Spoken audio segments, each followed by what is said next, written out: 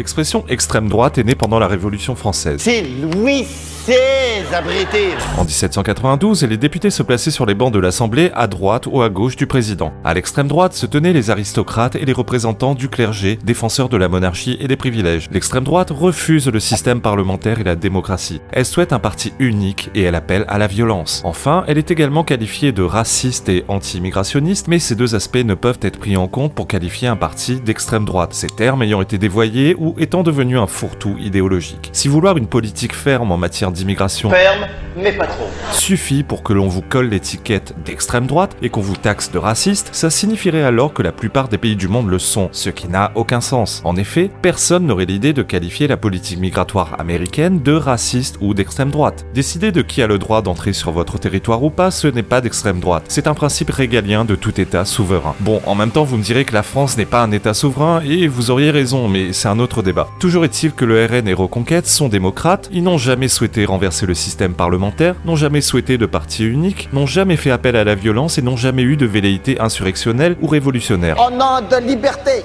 égalité, vote faire niquer.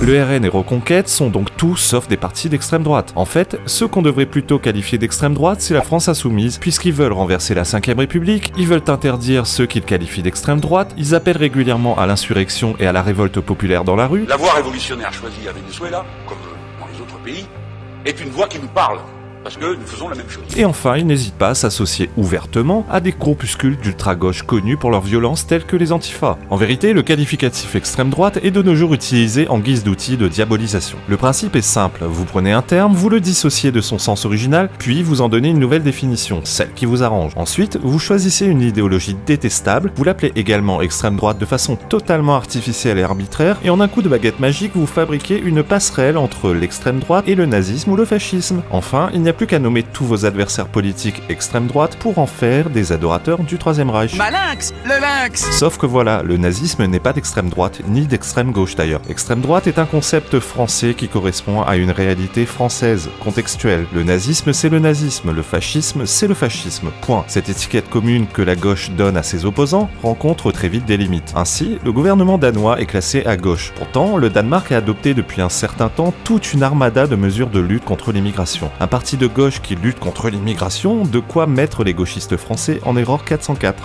Aussi, on qualifie par exemple Trump d'extrême droite. Pourtant, le RN serait presque considéré comme communiste aux États-Unis, et ce en raison de sa dimension sociale et étatique. Chaque pays a ses sensibilités politiques propres. Donner de façon arbitraire une seule et même étiquette à divers courants politiques à travers le monde, c'est au mieux stupide, au pire malhonnête. Selon Pierre Taguieff, le célèbre politologue français, l'expression extrême droite constitue une étiquette polémique plutôt qu'une catégorie conceptuellement élaboré ou un modèle d'intelligibilité utilisable dans les travaux savants. Si les partis étiquetés extrême droite refusent cette étiquette, le terme est néanmoins fréquemment utilisé par le peuple de droite en général, par réflexe et par facilité. C'est à mon avis une mauvaise chose. On devrait prendre l'habitude de ne plus utiliser la rhétorique et le lexique décidés par la gauche.